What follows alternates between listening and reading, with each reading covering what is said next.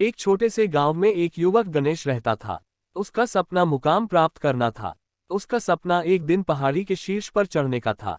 वह अपने परिवार और गांववासियों को गर्व महसूस कराना चाहता था। लेकिन इस सपने को पूरा करने के लिए उसे पहाड़ी के विपरीत ओर से आने वाली बहुत सारी बाधाओं का सामना करना पड़ा। शुरुआत में उसके घरवाले और दोस्तों ने उसे उनकी समय समय पर पहाड़ी पर चढ़ने की सलाह दी, परंतु उनकी सहायता सीमित थी। एक दिन गणेश ने निर्णय लिया कि उसको अपने सपने को पूरा करने के लिए आत्मनिर्भर बनना होगा। वह नई कार्रवाई करने का फैसला करता है और पहाड़ी के रास्ते की खोज में निकल पड़ता है। यात्रा बहुत कठिन होती है। पहाड़ी के चढ़ाई यात्रा में गणेश को अनेक डिफिकल्टी का सामना करना पड़ता है, जैसे कि खड़े रहने की कठिनाई, तूफानी हवाएं, खतरनाक रास्ते और वन्य जीवों से बचना। धीरे धीरे गणेश ने अपनी कठिनाइयों पर विजय प्राप्त की और पहाड़ी के करीब पहुंच गया। परंतु उसकी चाल धीमी हो जाती है क्योंकि उसकी ताकत कम हो गई थी।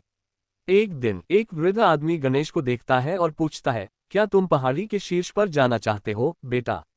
गणेश ने स्वर्णिम आवाज में कहा, हाँ, मैं पहाड़ी के शीर्ष पर जाना चाहता हूँ, लेकिन मेरी ताकत कम हो गई है। वृद्ध आदमी मुस्कुराते हुए जवाब देता है, तुम्हारी ताकत कम हो गई है क्योंकि तुमने केवल बढ़ते कदमों की ओर ध्यान नहीं दिया है। हमेशा आगे बढ़ते रहो, चाहे जैसी भी स्थिति हो। तुम्हारी मंजिल तभी नजदीक होगी जब तुम आगे बढ़ते रहोगे।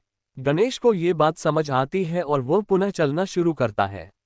ये बार बार उठने बैठने वाली यात्रा उसे तनावग्रस्त बनाने लगती है, लेकिन उसने कभी नहीं हार मानी। अंततः एक दिन गणेश पहाड़ी के शीर्ष पर पहुंचता है। वह उस अद्भुत दृश्य का आनंद लेता है और अपने आप पर गर्व करता है।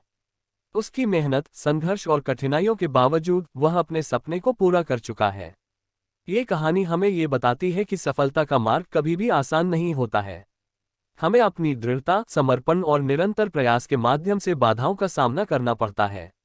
बढ़ते कदम हमें हमारी मंजिल की ओर ले जाते हैं और हमें सफलता तक पहुंचाते हैं।